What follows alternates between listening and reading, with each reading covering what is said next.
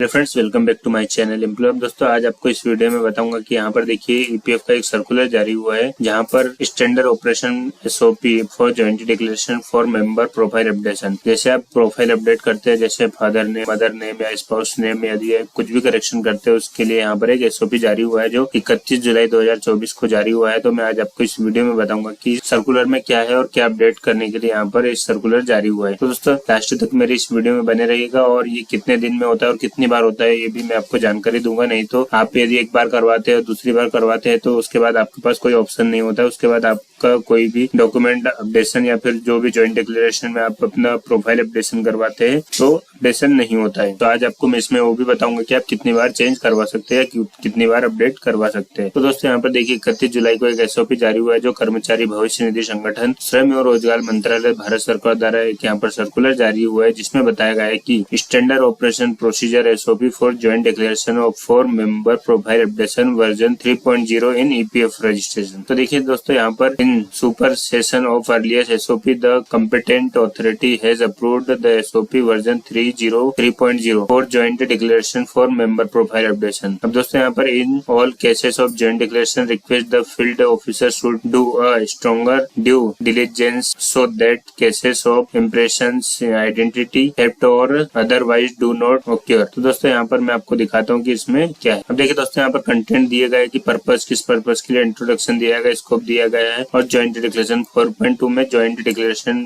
जहाँ पर आप अपना प्रोफाइल अपडेट करवाते हैं उसके बारे में यहाँ पर दिखाता हूँ। अब दोस्तों, यहाँ पर देखिए रूल्स ऑफ रिस्पॉन्सिबिलिटीज। अब यहाँ टेबल 3 और टेबल 4 में यहाँ पर माइनर करेक्शन के बारे में बताया गया है, जो 7 और 8 नंबर पेज पे यहाँ पर आपको देखने को मिलेगा। तो दोस्तों, आइए हम आगे बढ़ते हैं, इसमें क्या करेक्शन है मैं आपको दिखाता हूँ। अब दोस्तों, यहाँ देखिए 4.6 पैरामीटर्स दिया गया था। 12 parameters edited in SOP version 3.0 changes updation can be referred are mention table 1। Table 1 में यहाँ पर देखने को मिलेगा आपको कि यहाँ पर आप सीरियल नंबर यहाँ पर दिए गए हैं और पैरामीटर दिए गए हैं। यदि यहाँ पर देखिए किस किस में एडिटेड यहाँ पर दिया गया है, तो देखिए दोस्तों 4th नंबर पेज पे दिया गया है फादर नेम करेक्शन एडिटेड और इन एसओपी वर्जन 3.0। अब यहाँ पर मदर नेम में दिया गया है और स्पाउस नेम में यहाँ किया गया है, जहाँ पर पहले जो एसओपी जारी हुआ था यहाँ पर उसी में यहाँ पर अपडेट किया गया है कि आप क्या क्या यहाँ पर क्या करेक्शन करवा सकते हैं। यहाँ पर अभी आपको और यहाँ पर एडिट किया गया है। तो देखिए दोस्तों, हम 4th नंबर पेज पे जाते हैं। तो देखिए दोस्तों, यहाँ पर 4th नंबर पॉइंट दिया है फादर नेम करेक्शन के लिए। फादर नेम करेक्शन यदि आप करवाते हैं तो यहाँ पर देखिए edited in SOP version 3.0 major. यदि यहाँ पर आपका मेजर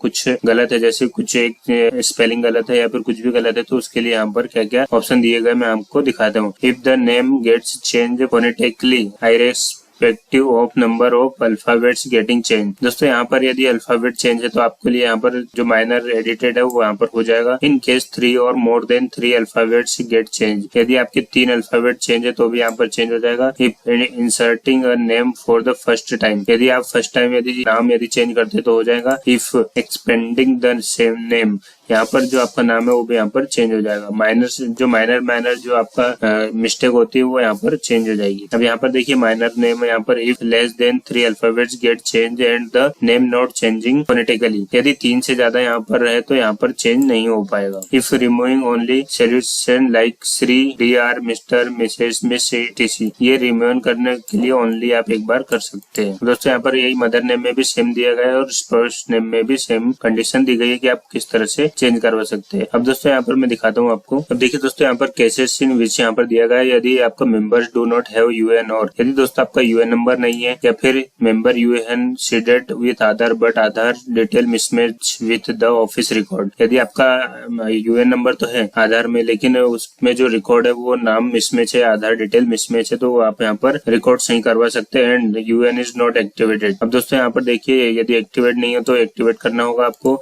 उसमें भी आप यहाँ पर चेंजेस कंडीशन में, जैसे आपका यूएन नंबर मिल गया लेकिन आप एक्टिवेट नहीं करवा पाए क्योंकि आधार से जो डिटेल है वो मिसमैच है, तो यहाँ पर आपको सहायता मिलेगी उसमें आधार में चेंज करवाने के लिए। Members UAN is not linked with Aadhaar, यदि आपका आधार नंबर लिंक नहीं है, जैसे आपने यूएन नंबर में अपना रजिस्ट्रेशन करवाया, पीएफ में रजिस्ट्रेशन करवाया, तो वहाँ पर आपने आधार नंबर लिंक नहीं किया या आधार नहीं दिया है, तो वहाँ पर आपको आधार लिंक करने की भी सुविधा यहाँ पर अब एम्प्लॉयर को दे दी गई है। अब आपको ईपीएफ ऑफिस के चक्कर लगाने की जरूरत नहीं, आप अपने एम्प्लॉयर कंपनी के पास जाइए और वहाँ पर आप अपना आधार से यूएन नंबर से आधार लिंक कर सकते हैं। अब आपको पीएफ के चक्कर लगाने नहीं पड़ेंगे। तो दोस्तों यहाँ पर देखिए दिया गया the member will not be able to log in to the member portal to submit joint declaration. The employer shall have the option of upload the member profile correction request. दोस्तों अब यहाँ पर आपका जो एम्प्लॉयर है वो यहाँ पर आपको रिक्वेस्ट भेजेगा पीएफ को और वो तुरंत वहाँ पर अपडेट हो जाएगा। अब आपको यहाँ पर जॉइंट डिक्लेरेशन फॉर्म के लिए पीएफ ऑफिस नहीं जाना पड़ेगा। तो दोस्तों ये भी यहाँ पर बहुत बढ़िया करेक्शन किया है। तो यहाँ पर देखिए दोस्तों यहाँ पर आप कितनी बार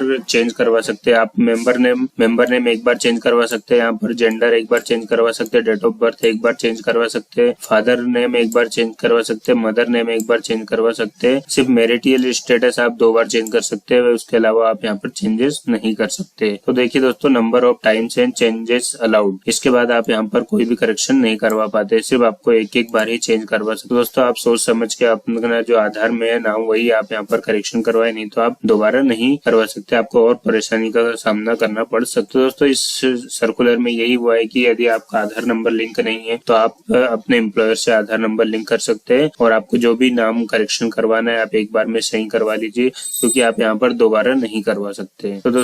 तो दोस्तों यहाँ पर देखिए टोटल 32 पेजेस का यहाँ पर सारी डिटेल दी गई है।